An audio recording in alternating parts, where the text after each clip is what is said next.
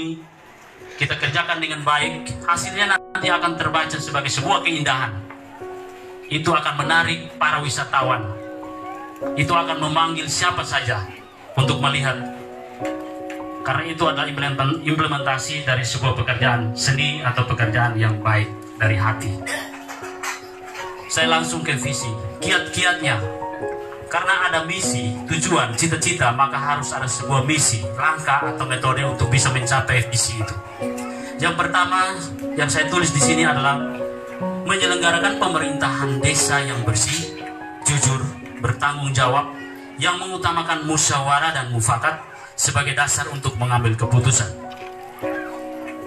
Ini saya taruh pada tingkat pertama atau nomor 1.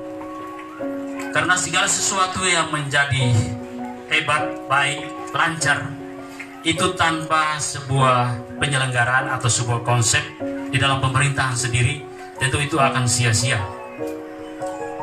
Karena kita lihat, mengambil contoh bahwa tadi ada yang sudah bertanya, kalau itu urus surat, urusnya di tempat lain, tantangannya di tempat lain. Itu adalah pemerintahan. Jadi kami perlu membenahi sistem pemerintahannya. Sistem kerja, tim kerjanya dulu. Di antara kami yang sudah menjadi pemimpin atau kepala desa, tentu bersama staf dan seluruh perangkatnya harus kompak. Harus satu kata. Kalau tidak, ulun perintah A, silu-silu, lau silu-silu. Itu tidak kompak. Dan harus bersih, jujur, dan bertanggung jawab.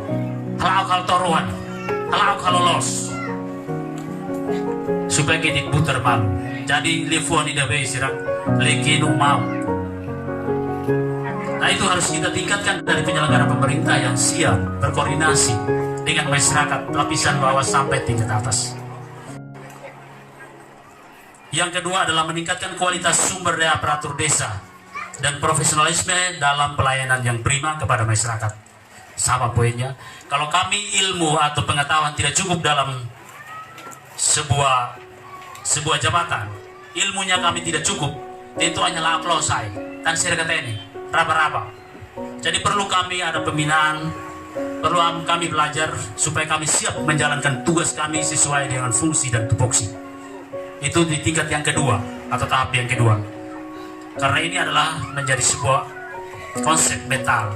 Kita harus siapkan mental kita.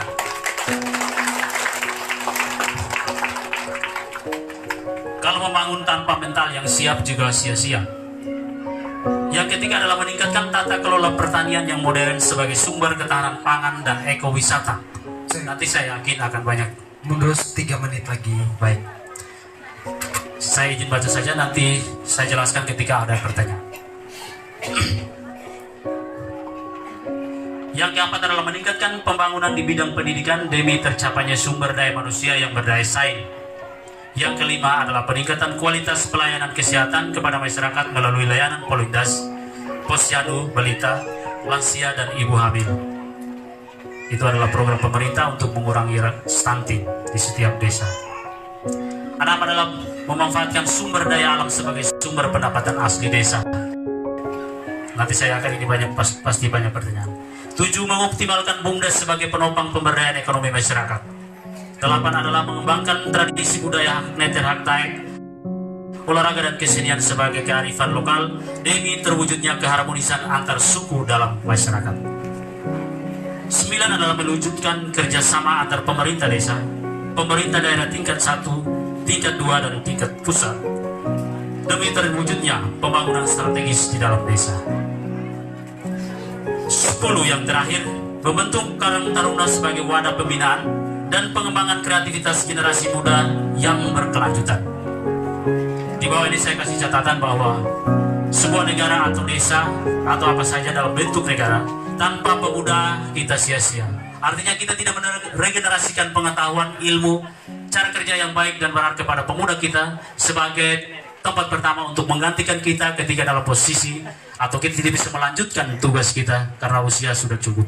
Kita harus perlu membina pemuda supaya dia siap ketika kita tidak ada di depan, dia maju sebagai pelanjut atau melanjutkan tongkat pembangunan dan seterusnya. Pada kesempatan ini saya mengucapkan limpah terima kasih. Akhir kata saya mengucapkan puji syukur. Emite tuknonesan fering nogotuas en penasaran buat Nesia. Tetapi saya yakin banyak yang bertanya. Nanti saya akan menjelaskan ketika ada yang bertanya. Jadi sekian dulu untuk semua, saya mengucapkan limpah terima kasih.